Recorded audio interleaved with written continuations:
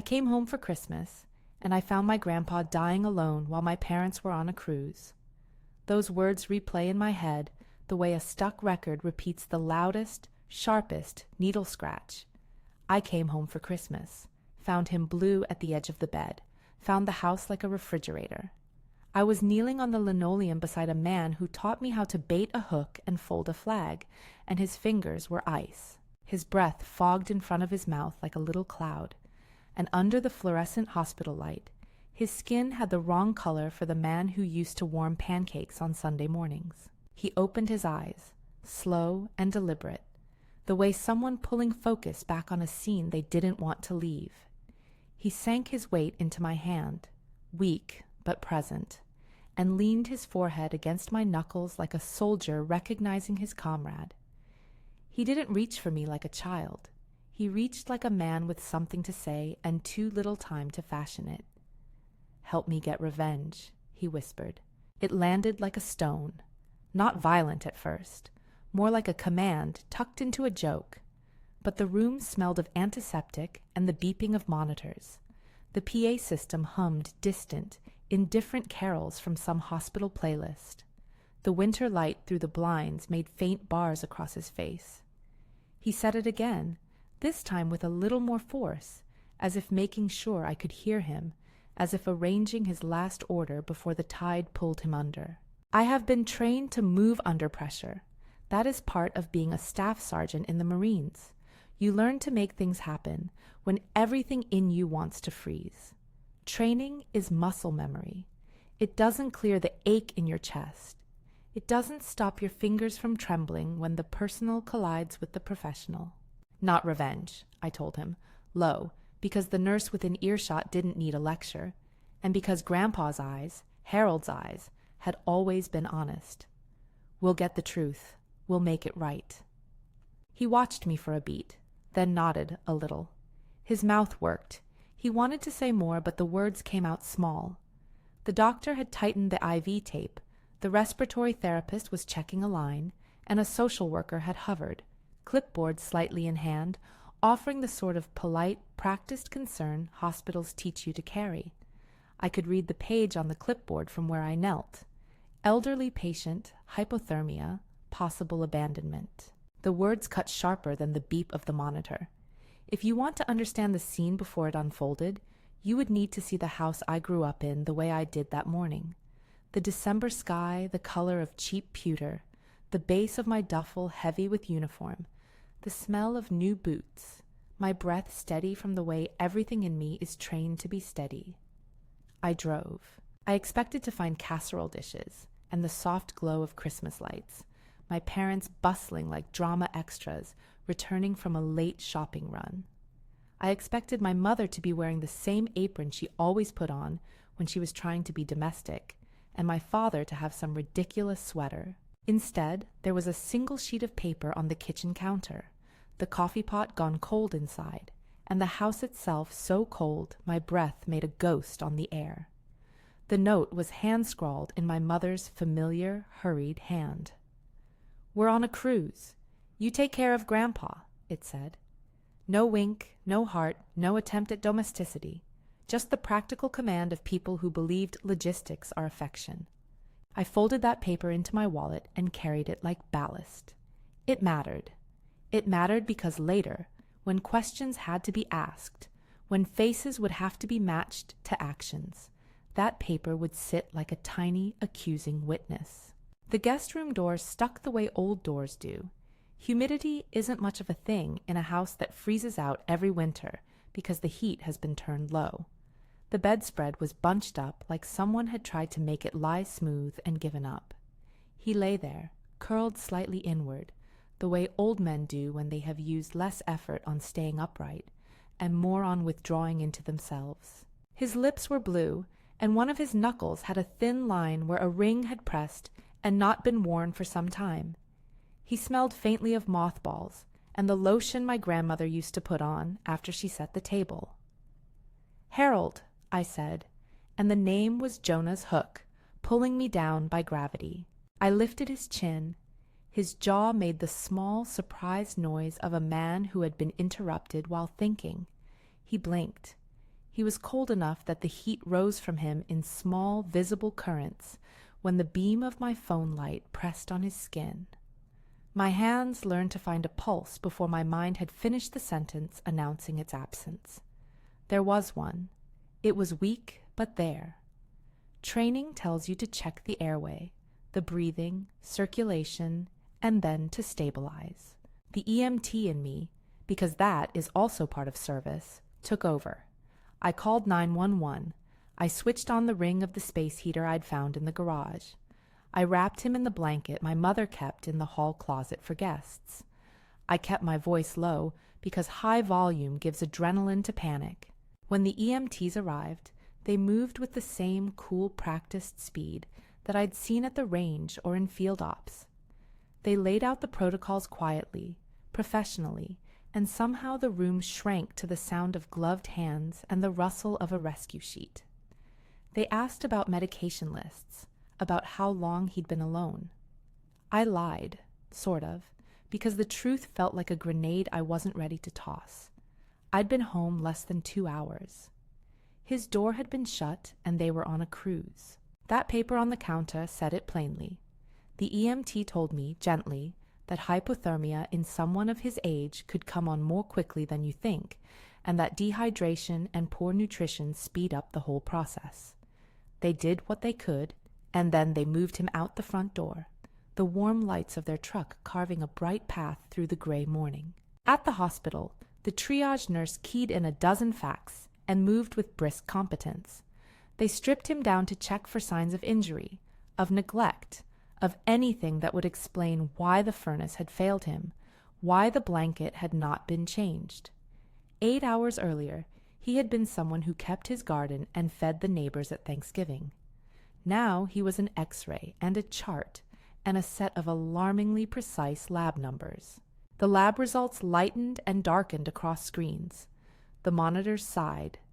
The social worker introduced herself as Ms. Henderson. She had the kind of soft face people put in their heads when they picture a person who can untangle other people's lives. She sat across from me with a folder and the list of hospital policies out on the table like an unrolled map. She was careful with words. "Elder abandonment," she said. "We have to consider whether he has anyone who can safely care for him at home. If not, there are protections that can be put in place. If there are financial concerns, we can—" Her voice gentled when she realized how close I was to the patient. "We're here to help." There it was. Help. The hospital does help. They save life. They also mark the place where private things become public and where family secrets get put under fluorescent light. Ms. Henderson asked questions in a way that felt like an inspection of a house you had once loved. Who was responsible for his day-to-day care? Who had access to his bank accounts? Were there power of attorney documents? I answered what I could, and my mind did the rest. My father and mother had been the ones handling the checks and the groceries. It didn't look good on paper when those pages went against Mr. Harold. When I stepped into the hospital corridor for a breath of air, because sometimes corridors are where you rearrange your nerve endings, Grandpa tugged at my sleeve. He didn't want me to see him frightened. He wanted me to know he was still himself. He reached, with that same stubbornness he'd shown at my boot camp graduation when he'd insisted on pinning the medals himself. He whispered, barely audible over the hum of heating ducts and the distant scrape of a janitor's cart, "Help me get revenge." It was a funny phrase from him, because he was the kind of man who once told me not to use anger as a steering wheel. He taught me to keep my eyes on the objective and your hands on the tiller. He taught me to fold the American flag with reverence and to never leave a buddy behind. Revenge didn't seem like something he would whisper. But then, he was also a man who had learned to keep secrets the way some people learn to keep spare keys, hidden in songs and tick boxes. There was a grit in his voice when he said it, which I recognized as the residue of being wronged. "He can't be thinking of violence," I said to my own reflection in the hospital glass. "He can't mean it like that." But he did mean it, only not in the way a mob might. His voice had the arithmetic of someone who'd decided the balance sheet must be corrected. The next words he panted out were softer, edged with the weight of his life. "There are papers, Margaret's letter, in the den behind the Bible, the index card. Give it to David." There was a logic even in his whisper. He had always been tidy with his affairs. He had folded the important things into the spaces he trusted: the Bible on the shelf, the false bottom of the drawer where my grandmother kept her sewing needles. Margaret, my grandmother, wasn't here anymore, but she had left instructions in her small, precise hand. The idea that there might be a letter gave me something to anchor to besides fury. "Tell me everything you can remember," I said, because memory is proof when a person can't be persuaded to speak in broader terms. He scrabbled for words like a man looking for a lamp he had put down an hour before. He named the den. He said there would be a shoebox inside a drawer, and in the shoebox a photocopy of the deed, a sealed envelope with the will, and an index card with our lawyer's name printed in my grandmother's steady script, David Monroe. The name landed with the familiarity of every time my mother had suggested him as a good family lawyer. I logged it in my head the way you catalog coordinates on a map. "Silence is over," Grandpa breathed, nearly inaudible. It wasn't a phrase he used, not often. But when he said it, the words felt deliberate the way a man might lay a final stone. It sounded like Grandma's voice made visible. We were given instructions on warming him, on monitoring for rewarming shock, on diet. The team did what they did. Nurses wheeled in a portable little heater like a dragonfly and tucked the blankets in tighter. The doctor explained, in even tones that were informational rather than judgmental, the mechanics of hypothermia in an elderly patient, how diminished circulation, missed meals, and unattended medications can conspire. The word abandonment made the whole room colder. I stayed. I read the lines of his face as if they were a map. He slept and woke and slept again. Between naps he would ask about the house, about his plants. He would fumble around the edges of stories, about the year they caught a Thames cod in Gloucester, about the time he forgot to knot the boat anchor properly, and we all laughed. Little things that anchored him to a life that didn't include the word abandonment. On the second morning, when the coffee tasted like hospital coffee, and the sun sent a weak apology through the blinds, he squeezed my hand and told me to go get the papers. "Don't tell them I told you," he mumbled. "Keep it simple. Find the letter. Give it to David.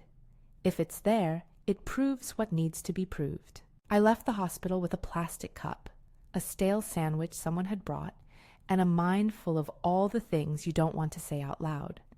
The house was colder than I remembered. The porch light flickered. I pushed the door open, and an air of neglect rolled against me, stale, dusty air that smelled like unused rooms. The den looked untouched. There were stacks of old magazines, a bird-engraved lamp, a Bible on the shelf that had a ribbon bookmark where my grandmother used to mark the Psalms. Behind that Bible, just where my grandfather had said, the seam of the shelf seemed to lift. I found a shoebox under the false bottom of the drawer of the old writing desk. The lid pried away to reveal photocopies, envelopes, and a small index card. My fingers shook when I touched them.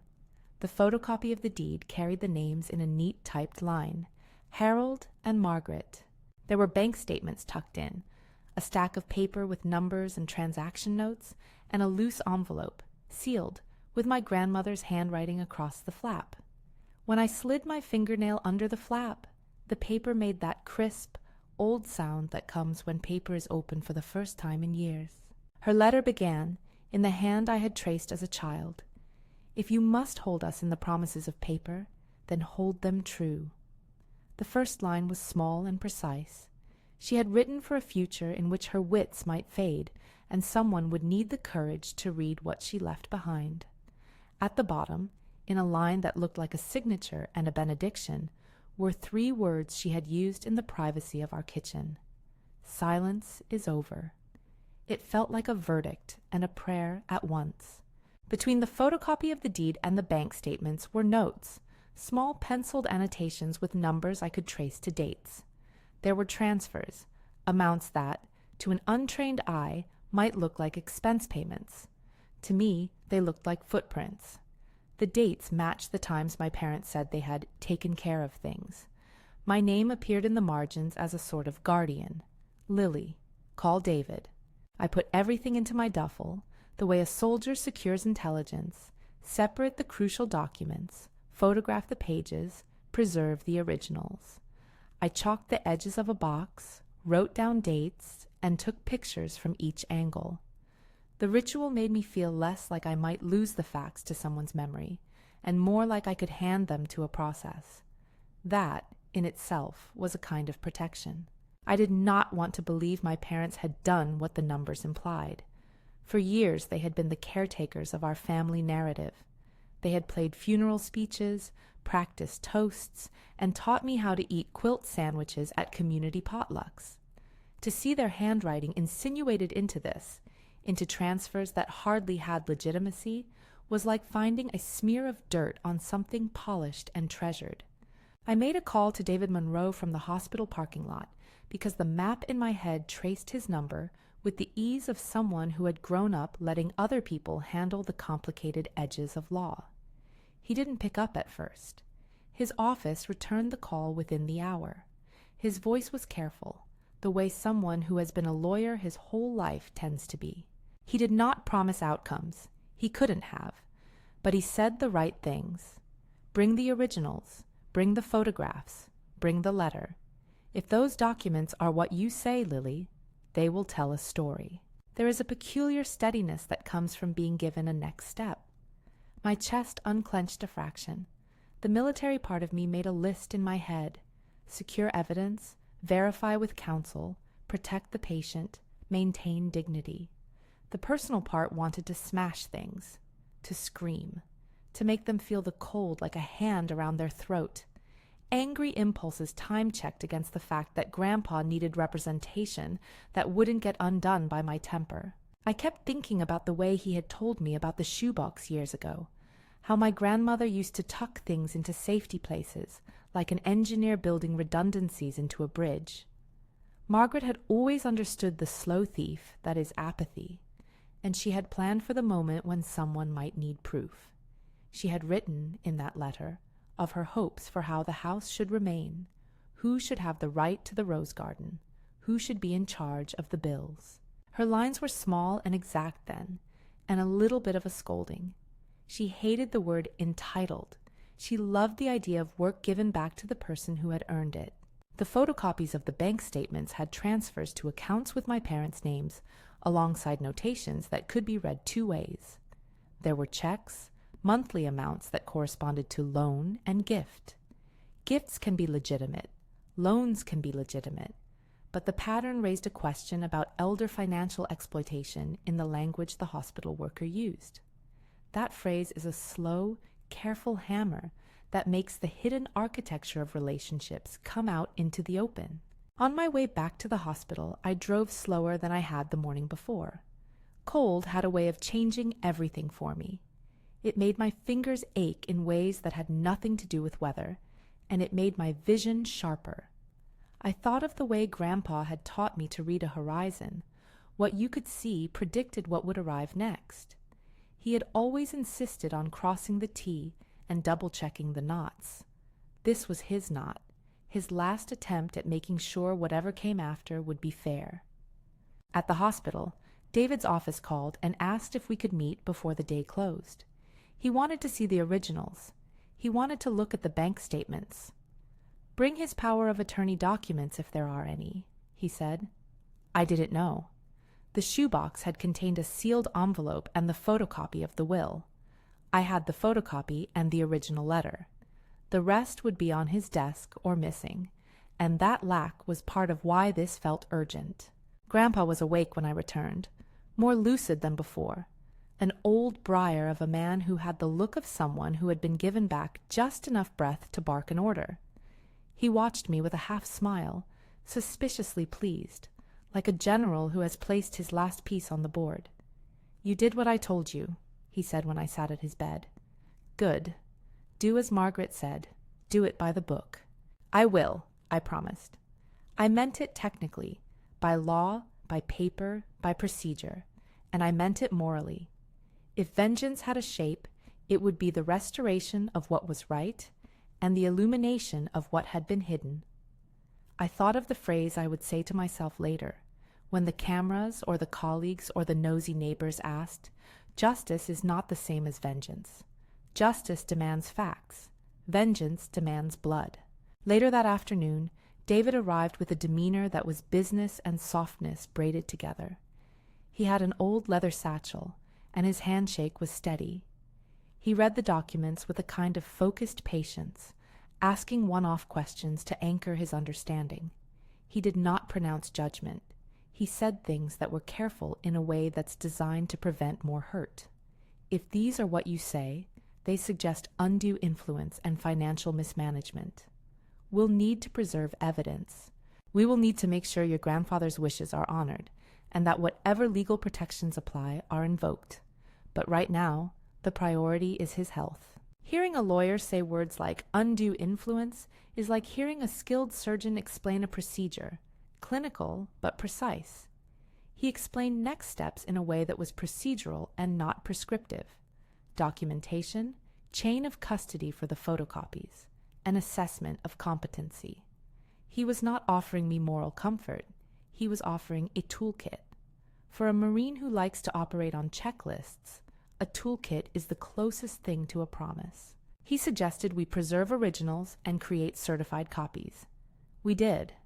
He suggested that we not make any immediate public statements, which was reasonable. He emphasized the need for the hospital to document its concerns. Ms. Henderson had already started that work. He asked me to confirm timelines, which I did, and to give him the dates I had seen on the transfer statements. He made notes. He didn't use the word revenge. He used the word remedy, and I felt the word's steadier weight. That evening, snow began to fall, slow and undecided, turning the world at the windows into a softened photograph. The house, our house, seemed like a thing recovering from shock. Lights came on in lamps. My parents' car curiously wasn't in the driveway, even though the note said they were on a cruise. That made my chest clench again with questions. They were due to be back by late the next day. Plans and calendars knit tighter when you know a confrontation is coming. I imagined the scene. Keys in door, laughter in the hallway, their surprise at the heat turned up. My small, precise trap designed not for violence, but for revelation. There is a discipline to preparation, the same one you'd use for a mission brief. I inventoried my evidence, photographed it, backed it up to a secure drive. I wrote a short statement. I practiced, in the quiet of the den, the phrases I would use when the time came to address my parents. Notations like show deed, show bank transfers, read Margaret's letter aloud if needed.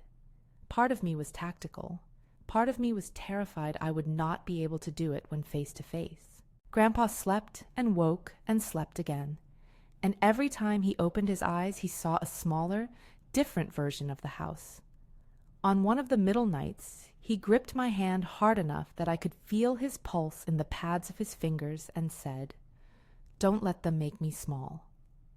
"I won't," I said, and I meant it in the way a soldier means orders.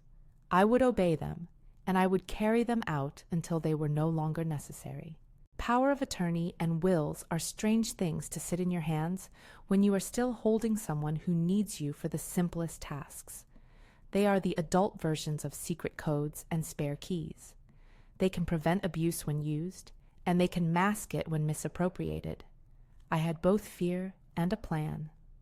In the quiet hours of the hospital, with lights humming and machines as patient as oceans, I wrote a list of next moves that was part legal, part tactical, and part devotional service. I rang my mother twice and left messages that were as calm as I could make them. My voice did not betray what both my hands wanted to do, shake a confession out of whomever answered. My father did not pick up either. They were due to be docked later than planned, something their travel agent had told me, and the delay mattered because it gave me a breathing window. If they had returned earlier, the momentum would have changed. Time has a way of being an ally when you use it. That night I sat by the window and watched snow collect on the gutter. I thought about how warmth is both literal and symbolic. Grandma used to say that a warm kitchen could make the worst day manageable. She also said that silence lets wrongdoing flourish, because when people are afraid to speak, the small betrayals become architecture. "Silence is over," she had written. I slept a little and woke with that phrase pressing like a lodestar in my chest. In the morning, with the hospital's coffee at my elbow and a pile of photocopies inside a manila folder, I told myself that whatever came next, it would be done with the same exactness I had learned under drill instructors and in the field. You secure the scene, you collect the facts, you protect the vulnerable, you call counsel, you keep the mission's moral center intact.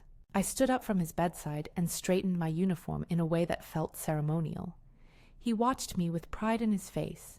He had always been pleased when I wore my uniform outside of parades, because it meant I was behaving like someone who had pledged to defend others. "Don't let them take my name off the house," he said, small and sharp. "I won't," I said. "We will do this his way." The way they would, Grandpa's way, was not about bile or spectacle. It was about paper and witness, and the dignity of letting a man speak his last wishes aloud in a room that could not be accused of being cold. I left the hospital with the folder on my lap, the photocopies crisp, and the letter tucked into the inside pocket of my coat.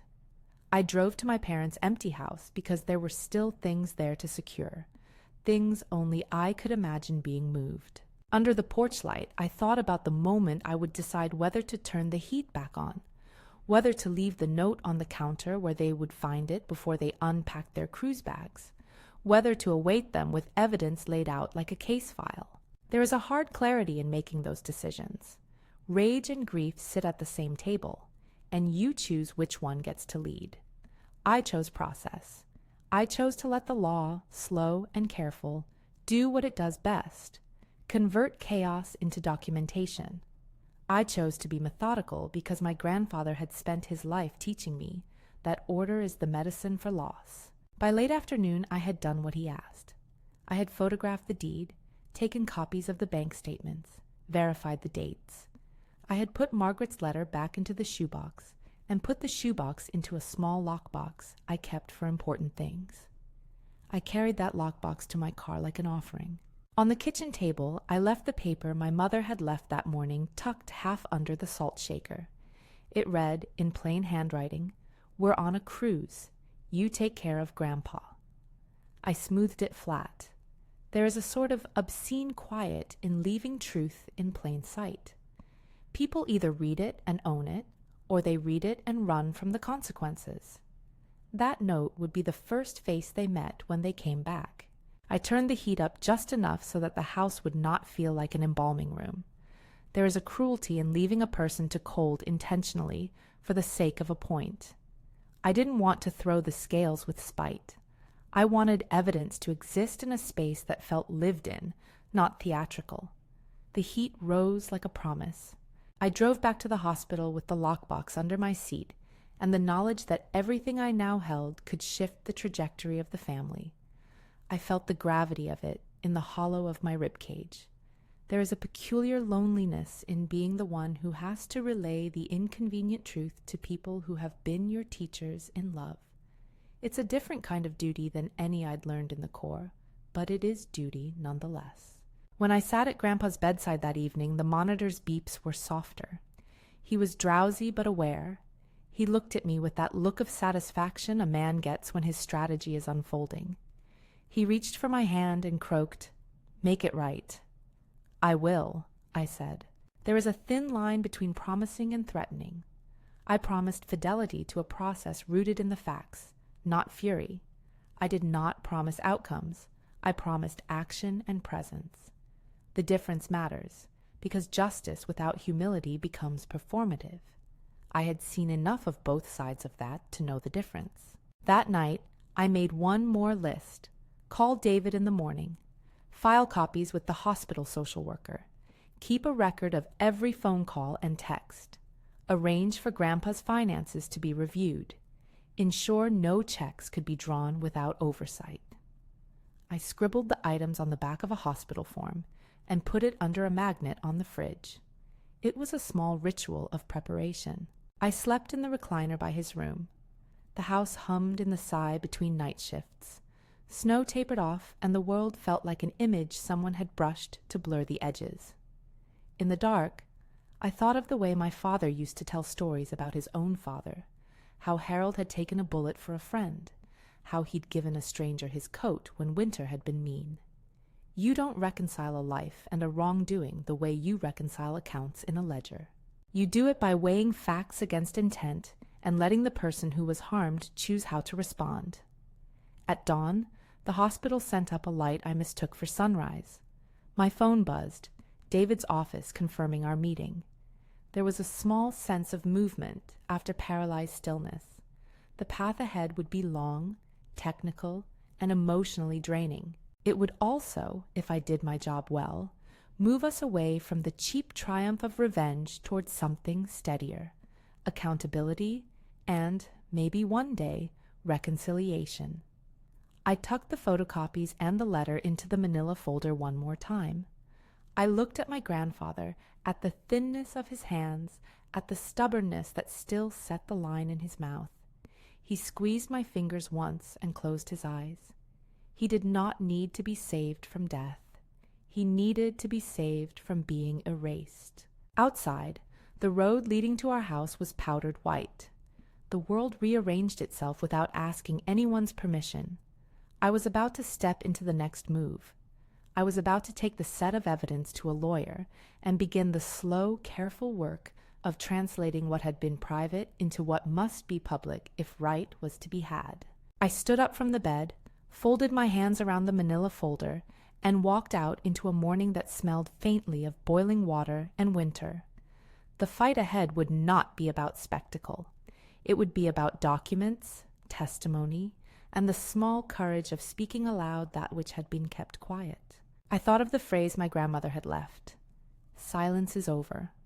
I wanted to honor that by letting truth have room to breathe and by keeping my hands clean of the things that might make this feel like punishment rather than restoration. When I locked the hospital room and stepped into the corridor, the world felt like a mission briefing. There would be interviews, a meeting with David, certified copies, Ms. Henderson's notes. There would be calls to my parents, who would come back into a house that had been quietly altered by my presence and the warmth I had turned on. They would face what we'd found. How they would respond was not yet known. The next hours would be the beginning of the confrontation I had rehearsed on quiet nights, the first concrete test of whether restitution could begin and whether the family could find a way back that didn't require the harsh satisfaction of vengeance. I drove toward the law office with the manila folder like a shield and a promise under my arm. The snow smudged the windshield, and the car's heater hummed as if to affirm that warmth was a choice you could make. The house behind me sat silent, a little less like an accusation and more like a witness. I had taken the first steps Grandpa had asked of me. The rest, I thought, had to do with truth holding up under scrutiny. When I arrived at the lawyer's, I felt the slow prickle that comes before an argument. Not the red-faced shouted kind, but the legal sort that arrives when facts are put on a table and cannot be ignored. David's office smelled faintly of old books and lemon oil. The receptionist knew my name. I handed David the shoebox, the original letter, the photocopies, my hands steady now. He opened the letter, read Margaret's lines, his face smoothing into that look lawyers get when they see the architecture of a case forming. He asked to read the deed, then the bank statements. He did not raise his voice. He did not offer promises. He asked questions that were measured and surgical. Each answer I gave was a stitch in a fabric we could hold up to the light. "We will file to ensure his wishes are protected," he said finally. "We will preserve the documents. We will consider fiduciary review. We will coordinate with the hospital for competency assessments. But I need you to understand. The process can be slow and messy. It will test all of you." "I understand," I said. I did. I also understood that my understanding would be tested in the weeks to come by the things people do when confronted with their own shadows. That knowledge was its own kind of armor. He looked at me, and his voice lowered a notch. He was right to hide these things where he did. Margaret's letter is clear. It will carry weight. The photocopies are good, but we'll need the originals preserved and a written chain of custody for everything. I nodded. The box in my hands felt heavier than it had when I first found it. It was heavy with the possibility of repair, heavy with the potential to dismantle a family narrative that had been built on omissions. In the quiet of his office, with pages spread like open sails, I felt the first real movement of the campaign Grandpa had asked me to lead. When I left, the snow had stopped. The prosecution of truth, I knew, was not a thing to be rushed, but it is a thing to be pursued. I thought of my grandfather asleep in the hospital bed, and of my grandmother's small, decisive hand writing, "Silence is over." I thought of my parents, a sweet couple who might yet have to reckon with who they'd become. I drove back to the house to set things in place. I would not surprise them with theatrics. I would give them the opportunity to read, to explain, to fail, or to take back what they'd taken. The house would be warm. The papers would not be hidden anymore. I had made that decision in the small hours when fear had been loud and the choices were simple: silence or action. I parked in front of the house and sat for a beat. My hands were on the steering wheel, knuckles white under the reflection of the street lamp. The folder was on the passenger seat. I breathed out and told myself what I'd been telling myself since boot camp: control the controllables. Everything else will reveal itself in due time. I opened the door, stepped onto the porch, and felt the cold give way to the warm air I had left on. The note I had left under the salt shaker weighted like a small accusation. Inside, the shoebox was gone from the den shelf, the Bible back in place, the house no longer quite a stranger. The heat hummed quietly, but it would not be long before keys jangled in that lock and footsteps filled the foyer. I placed my hand over the shoebox. On the kitchen table. Someone had moved it, but the lockbox was there, the letter folded inside the way I'd left it. My pulse steadied in that small, practical ritual. The box was where I could reach it. The moment had the strange quality of an inventory line being checked off. Evidence present, chain intact. I left the house and the shoebox alone. There were decisions to make that needed calm hands and cool words. I drove back to the hospital with the lockbox under my coat and the photograph of the bank transfers in my pocket. On the way, I called David and told him the situation. Parents due back tonight. I intended to confront them gently, but the documents had to be presented, and I wanted counsel present if they chose to deny, deflect, or escalate. He asked a few soft questions and agreed to be on call. He could not necessarily be here before they arrived, but he promised to be ready. He said he would coordinate with Ms. Henderson if anything needed a mediator. The tone of his voice, measured, professional, did more to calm my chest than any amount of breath control. When I returned to Grandpa's room, the rhythm of the ward was the same. Lights, the soft shuffle of a cart, the low murmur of conversation behind curtains.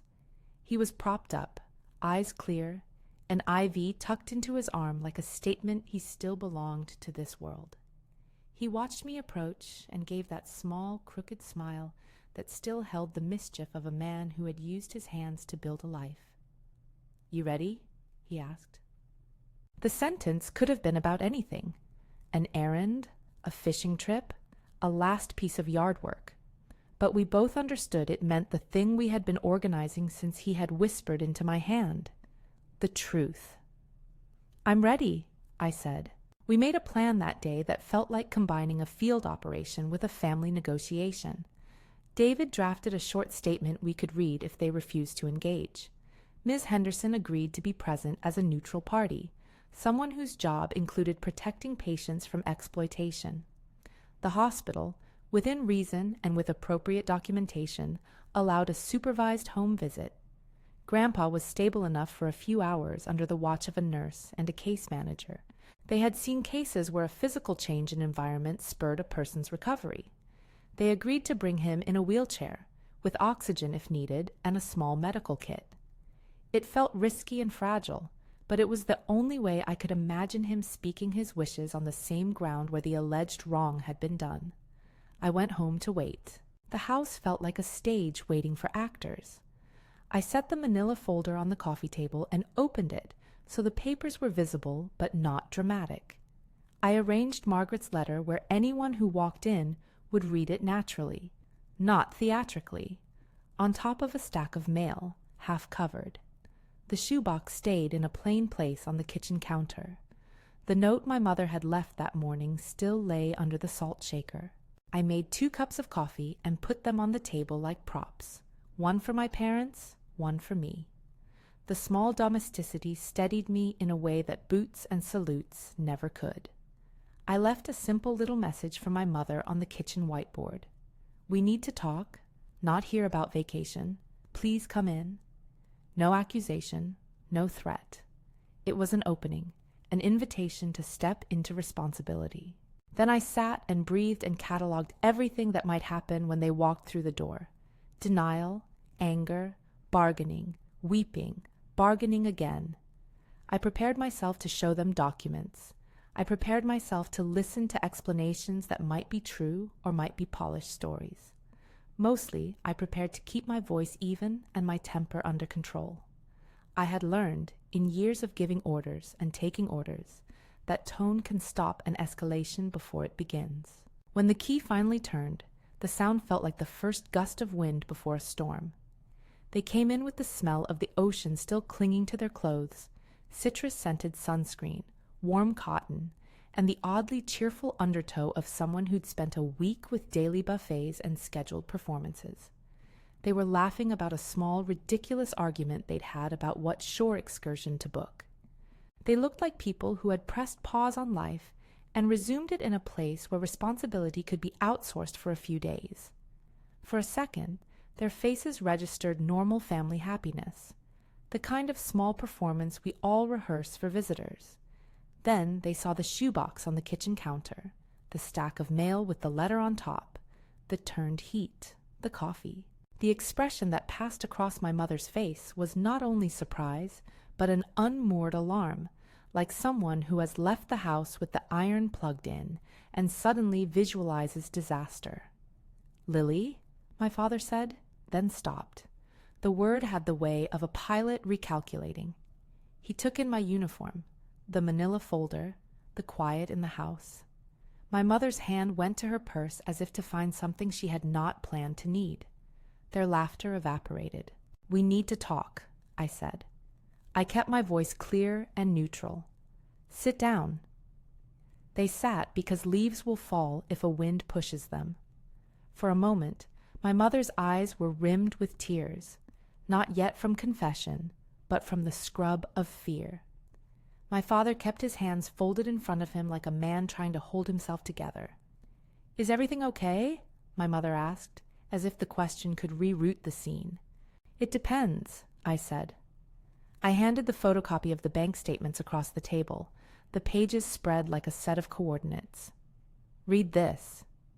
My father's lips thinned. He skimmed it and then looked to my mother. "Lily, what is—" he began. I let them look. I let the numbers do the work, words might only blur. Their faces shifted through a set of small, honest contortions. Confusion, explanation searching, the tiny panic that creeps up when a lie or omission meets sunlight. My father tried to reach for the familiar paths. This was about help given, about support, about familial duty. "Those are transfers," he said, voice rising slightly. "We helped with things. He asked us to help. You know how it is. Medical bills, house repairs. Family covers each other." "Help," I said, and kept my voice steady, military calm, but the tremor under it was mine. There are months where the numbers match the idea of help. There are months where the notation reads loan, and the deposits didn't match the amounts on the bills. Gift. Loan. Personal. but the pattern indicates a transfer of control. My mother's mouth opened and closed as if she were searching for a script that might make this go away. Her eyes went to the letter on the mail stack, as if the paper were a talisman. She picked it up with fingers that trembled. "Margaret wrote this," I said. "Read what she asked. She left explicit instructions for the house, for how the finances should be handled. She left David's name. She left the phrase she used in the kitchen. Silence is over." My mother read and then began to cry. Not theatrical sobs, but the kind that start in the stomach and move through the chest, the sound as raw as a wire. She clutched the letter like it could reorder memory. She started and stopped. My father's face flushed red with a mixture of shame and anger. He reached for explanation instead of apology. "We took care of him. We did what we had to do. We paid bills. We paid for things. You don't know the details. I know enough to put together a timeline," I said. "And I called David. Ms. Henderson is on her way.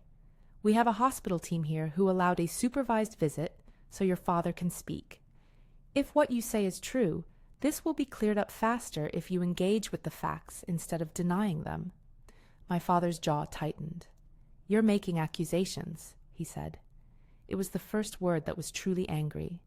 "Accusations." "Yes," I said. "I'm showing you documents. I'm showing you Margaret's letter. I'm showing you what your mother, Margaret, said should be done. Grandpa is here because he asked for this. He is not here to be shamed. He is here to speak his wishes." At that moment, the front door opened again, and Ms. Henderson and the nurse wheeled Grandpa into the foyer. He looked smaller in a wheelchair, a sturdy old man now carefully panting, cheeks a little flushed from the ride. He wore the cardigan he'd liked and his hat, and in his lap he held a small folded cloth that might have been a handkerchief or a towel. He looked at my parents not like a man ambushed, but like someone who had arrived at his front line and was prepared to take the microphone. My father's mouth fell open. My mother's hand flew to her chest. "Harold," my father said, as if asking the man's name might anchor him. My grandfather's hand tightened around mine. His voice was low but steady. Years had engraved a gravity in it that made other voices fall back. "I am here," he said. "I have something to say." The room went quiet as if someone had signaled for a formation. The nurse sat a respectful short distance away with a clipboard, but otherwise did not intrude. Ms. Henderson took a seat, pen poised like a witness to the record of the room. I had planned phrases in case this moment dissolved into shouting. I had prepared to read Margaret's letter aloud if my parents refused to listen. I had rehearsed the exact point where I would show the bank statements, how I would let my father's defenses falter under the weight of numbers, not invective. But none of that mattered when a man your family had once taught you to respect looks you in the eye and says, plainly, "This is mine." My grandfather tilted his head and fixed his gaze on my father. "You have been managing my checkbook like it was an account payable," he said. "Margaret left instructions. I kept my things where she put them. There are papers." My father opened his mouth and closed it again like someone who had been offered an ultimatum in a language he did not know. "We did what was necessary," he said weakly. "Necessary for who?" Grandpa asked. "For you or for me?" My mother sobbed quietly. She did not try to defend herself with the tight rope of justification. She looked smaller than she had when they left for the cruise, much smaller than the people who had laughed about buffets and shore excursions 2 hours earlier. David arrived then, quietly, and took a seat at the end of the table like a captain joining a ship already on course. He did not enter with a shout or a flourish. He listened as Grandpa spoke. He looked at the papers and nodded in that way lawyers do when pages start to fit together. "Mr. Hayes," David said, using my grandfather's surname as a way to acknowledge his agency, "you have the right to speak for yourself. If you wish to read your wife's letter to your family, you may do so." Grandpa reached into his cardigan and pulled out the folded envelope Margaret had put in the shoebox. His hands, once used to heavy tools, trembled a little as he opened it. He read aloud in a slow, even cadence, the kind of voice a man uses in a town hall when every sentence matters. There was no theatrical grief, no extravagance, just the fact of words spoken aloud into a room that had been keeping quiet. When he finished, he looked at my parents and then at me. "I wanted them to know that love is not the same as possession," he said. "I wanted it written that the house and the garden and the care of my last years should be mine to decide with people I trust." His eyes stopped on my father. "And if someone takes from that, then the ledger has to be balanced." My father's face was a map of shame and resentment. He tried to rally an explanation, an accounting of the arithmetic of their lives that somehow would make light of the transfers. "You know how we paid for renovations," he said. "You know about the new roof. Things cost money." "I know they cost money," Grandpa said. "I approved some repairs, but Margaret wrote what should be done with the house. She wrote who should be in charge. The transfers on these pages show more than repairs." I handed my father the stack of statements and pointed to a pattern of withdrawals and deposits. "This isn't just maintenance," I said. "There are transfers to accounts that don't tie to invoices. There are notations that look like personal loans. We will let David review the full set with the bank records, but what we have is enough to require supervision." My father stared at the pages as if the ink itself had become accusations. He looked from the numbers to the faces of the people in the room and back again. The color drained from him. He began, then his voice broke. My mother finally spoke, voice raw. "We were trying to help," she whispered. "We thought we were doing the right thing. If we hurt him, I never meant—" "You hurt him when you took away his ability to decide for himself," Grandpa said. The sentence was not a balm. It was a truth. It landed like a weight you could no longer ignore. Ms. Henderson spoke up then, in her neutral practiced tone. "This is not a criminal proceeding," she said. "Right now, what we need is to secure Grandpa's wishes and ensure his safety. There are steps we can take to ensure his finances are protected while an assessment is completed. That might include temporarily supervising accounts and setting up an oversight plan. It might include restitution discussions. We are not here to ruin anyone, but to protect a vulnerable adult and respect his agency." David expanded on that without stepping over the line into giving legal instructions.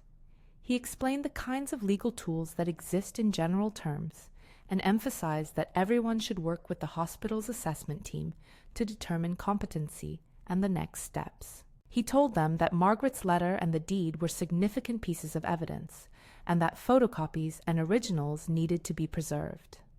My father wanted to argue. My mother wanted to apologize. I watched their instinctive paths, one toward denial and one toward contrition. Watch the two poles, I thought. The human reaction to exposure is either to hide or to confess. Both have consequences. "We will cooperate with what is needed," my father said finally, the words forced and brittle. "If there is something we overlooked, we will make it right." "Make it right means transparency," I said. "It means showing bank statements, receipts, and being open to mediation. It means we don't move money without oversight. It means Mr. Hayes's wishes are respected. None of this is about retribution. It's about restoring the control he had and making sure he is safe." Grandpa looked at me then and squeezed my hand. "Good," he said, with the single word approval of someone who recognizes a plan that works. "That is what I want." Over the next hour, the tone of the room shifted from hostility to a brittle sort of cooperation. David arranged for an immediate inventory, copies of bank statements to be made, an assessment from the hospital to be scheduled, and for Ms. Henderson to connect the family with an elder care case manager to oversee finances on an interim basis. We were careful with language. None of us wanted to promise outcomes. The hospital staff emphasized that any legal determinations about wrongdoing would be based on evidence and on assessments. The purpose of the meeting was to ensure that Grandpa's wishes were implemented and that no further financial actions could be taken without oversight. In that way, The confrontation resolved not into theatrical punishment, but into a process. It channeled the very human desire for revenge into a system set up to restore. For a person trained to secure objectives, it felt righteous. For a person who loved her grandfather, it felt like leaving the heavy lifting to the mechanisms that could protect him in the long run. My parents agreed, tentatively, awkwardly, to allow a review of accounts and to work with a repayment discussion facilitated by the case manager. They resisted in private moments, but in public the presence of a neutral professional kept the conversation grounded. Grandpa insisted on being present for every step. He wanted his voice heard, and for once the voice of the elderly man in the center of it all was not treated as background noise. That, perhaps, was the quietest form of justice. In the weeks that followed, we did the work that paperwork requires. David coordinated with the bank for certified copies of transfers. Ms. Henderson documented the hospital's concerns in the chart. The case manager set up a temporary financial oversight plan that included joint signatories for major withdrawals and a commitment to review any transfers above a set amount. My parents agreed, reluctantly, then more earnestly, to enroll in a short elder care and financial management class offered through the hospital's community resources. It was not legal sentencing. It was a circuitous path toward accountability. The repayment plan that emerged was modest and pragmatic, a carved-out schedule of payments tied to specific dates, not theatrical promises. They would not be able to restore every dollar instantly, and I did not expect miracles, but the plan required them to face the ledger, to show proof of payment, and to commit to the oversight the case manager demanded. I insisted gently that any plan include a small line item for Grandpa's independent spending, money he controlled, because dignity matters. David agreed and wrote the nuance down. There were angry meetings, too. In private exchanges, my father accused me of turning everything into a courtroom. He painted himself as a man who had only ever tried to protect his family, not defraud it. I listened. I told him I understood his intention might have been different from the impact. He did not always want to hear the difference. Action had to follow words. My mother, in contrast, took the classes with a kind of humbled energy. She called me late one night after a session and said, voice small, I didn't know what I was doing. I didn't want Dad to be alone, and I thought being in charge was helping. I never thought it could hurt him. That confession was more useful than any bill payment, because it was real. Repentance without repair is incomplete. Repair without repentance is brittle. We needed both. Grandpa's recovery was gradual and punctuated by small victories. The hospital team adjusted medications, arranged for better nutrition, and the physical therapist helped him regain some strength so he could sit without assistance for meals. A home health nurse came twice a week, and a case manager visited regularly. He was stubborn in ways that made everyone smile, refusing to wear a medical blanket he called too fancy, insisting on keeping his slippers. He tolerated therapy with the resigned patience of someone who had lived enough winters to know the value of small pleasures. One morning, a month after the confrontation, Grandpa insisted on making pancakes. He had been unable to stand for long, but with a walker and a patient nurse nearby, he shuffled into the kitchen. The batter was imperfect. The pancakes looked like small brown discs, rather than the perfect rounds he used to serve us. My father stood in the doorway watching, a man who had been forced to look at the consequences of his choices. My mother hovered near the window, wiping her hands on a towel. "Come on," Grandpa called, voice rough but bright. "Eat. They're not like Margaret's, but they'll do." We sat at the table, the four of us, awkward and small, and ate burnt edges and all. There were comments about the coffee, the table, the crookedness of life. It was not a cinematic reconciliation. It was messy and halting and the best kind. Ordinary. During the months that followed, the household took on the slow warmth of repair. The heat stayed on consistently. A gardener came twice a week to help with the rose bed that had been my grandmother's pride. My parents attended their classes, and occasionally they would ask for help filling out a form or understanding what counted as a legitimate expense. I was not above reminding them how to make a grocery list. They made payments, not in grand gestures, but in the steady drip of restitution. Small sums that were documented, receipts that were copied to David, and a habit of transparency that became less agonizing over time. The accountability apparatus we had put into motion did not erase the past, but it required them to turn toward the ledger, to measure their choices, and to do what they could to correct them. There were setbacks. My father had moments of angry distance and then the fatigue of someone carrying shame. My mother sometimes retreated into private sorrow. There were days when Grandpa would look at the family photos on the wall and say things that made us all wince, the way memory clenches itself around loss. But there were more and more days when he laughed, when he told a story about a boat or a cod, when he made me a cup of tea and insisted on carrying it himself. One ordinary Sunday, not too long after the dust had settled into a new pattern, we sat down to dinner. It was not a grand feast, only a modest roast with a pie that had more personality than pastry. The dining room smelled like broth and candles. The light from the lamp on the mantel made everyone's faces softer. My parents were quieter than my grandfather, who prattled on about the garden. We did not produce speeches. The apologies that had been given during mediation were repeated, but in new ways.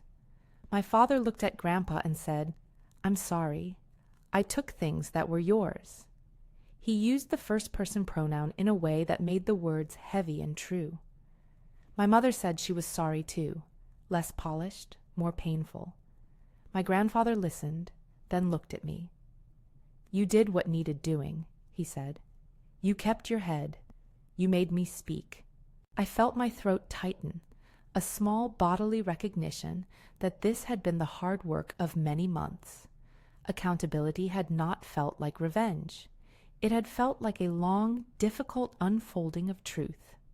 We did not end that night with a cartoon reconciliation where every wound was sealed.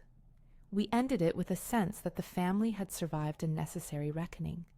There was tenderness threaded through the discomfort, and there was a new rhythm that acknowledged wrong and tried to repair it. There were practical consequences, too. The case manager remained involved for a while, overseeing accounting entries. David filed for the documentation to be preserved and advised on guardianship and fiduciary reviews as necessary. I attended meetings and learned that legal language is a kind of scaffolding that holds people up while they fix things. But none of the legal movements were dramatic on the outside. They were small administrative acts that, over time, made it harder for someone to take advantage and easier for Grandpa to exercise his preferences. In quiet moments later that winter, when the house settled and the kindling burned down to coals, I would think about the life I had left and the life I had come home to. I thought about the line between protection and control, the way love sometimes masks a possession mentality. I thought about Margaret's letter, and I thought about the phrase she had used in the kitchen and on paper. "Silence is over." There is a tenderness to being present in someone's last years that is hard to explain. It is not an exit strategy or a tidy narrative. It is messy and stubborn and demands the everydayness of showing up. I had learned that day in the hospital that being the person who moves under pressure does not mean becoming a monster. It meant turning righteous anger into a process that protected the vulnerable and gave them a voice. Sometimes I wondered if my desire for revenge had been a coping mechanism, an initial reflex to a violation. But revenge, I had learned, is a brittle heat. It burns and leaves cold ash. Accountability smolders instead. It takes longer and it builds. It requires humility, measurement, records, and slow, repetitive acts of repair. It asks people to be held to what they did and to make amends. In our house that winter, the amends were small installments, honest conversations, and keeping heat on nights when once it had been turned down. Months later, Grandpa and I sat on the back porch with a thermos of weak tea. The roses had been pruned by hand, a labor he considered an act of pride. He looked across the yard at the paint on the fence and at the way the garden gate still creaked in the same comforting cadence it had when I was a child. "You did right by me," he said simply. "You did not let them make me smaller." "You taught me how," I answered. "You taught me to be steady. You taught me to look for the facts." He smiled and tapped my knee. "You were my boot camp," he murmured. "You kept your head." I thought about how discipline and love had braided in that moment, how the skills I had learned in uniform translated into a kind of domestic guardianship. It was not the same as carrying a rifle into a field, but it was the same ethic: protect the vulnerable, secure the facts, and act with honor. There were no grand legal victories to announce.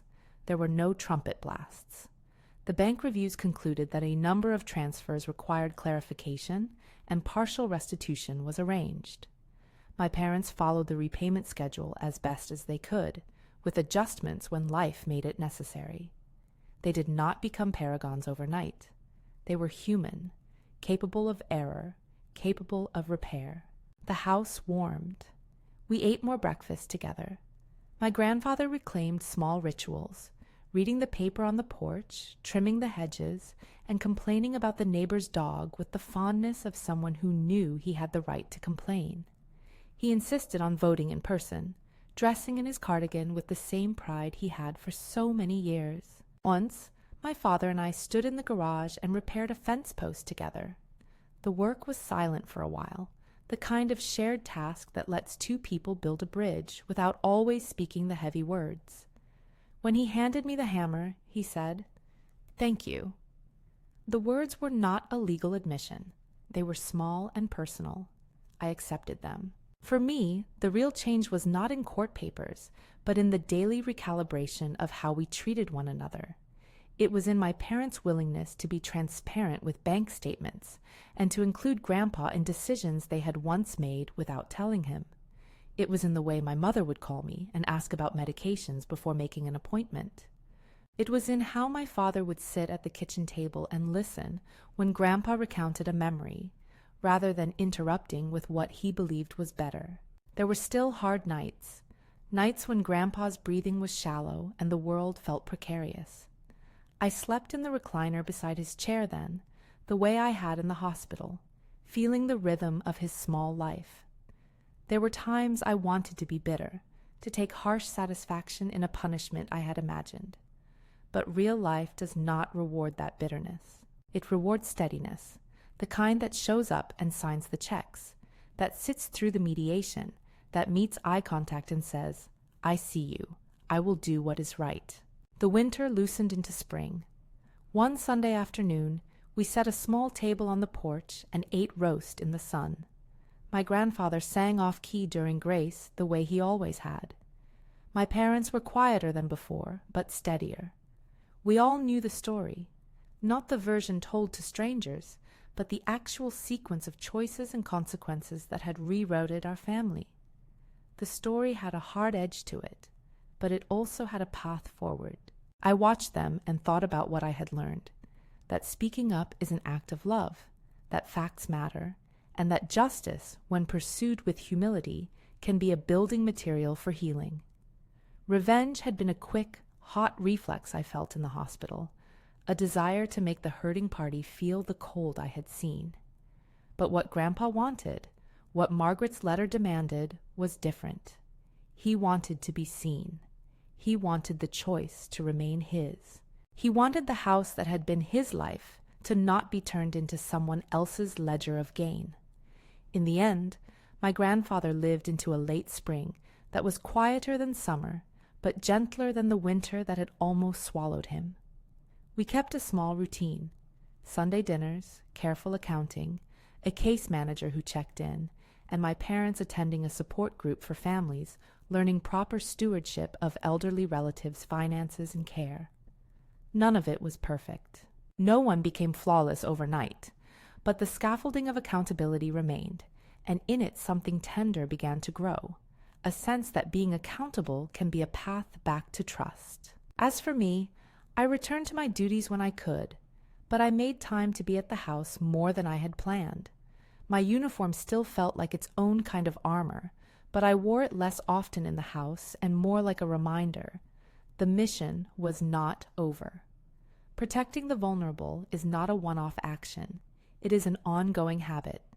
I thought of that sometimes with a private grin, of folding a flag and then folding Margaret's letter into a drawer for a while, of reconciling two kinds of service into one life.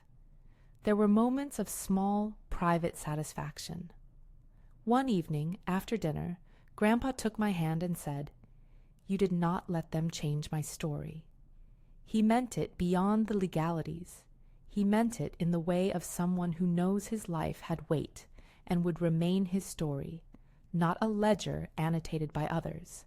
"I didn't do it alone," I said. "You left a map." He nodded. Then we followed it.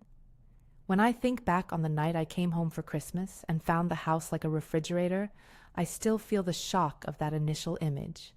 I still hear the whisper, "Help me get revenge," like a flint struck in the dark. But the echo that stays with me is not the whisper itself, but the way it pushed me to act.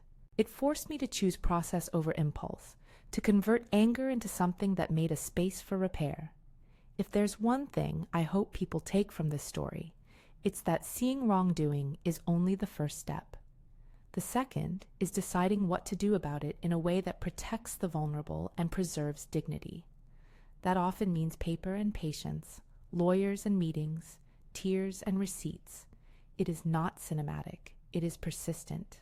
If this story matters to you, please consider sharing it or leaving a comment. Speak up for someone who might be suffering in silence. Sometimes the smallest act, calling, visiting, checking a ledger, can be the difference between being erased and being seen.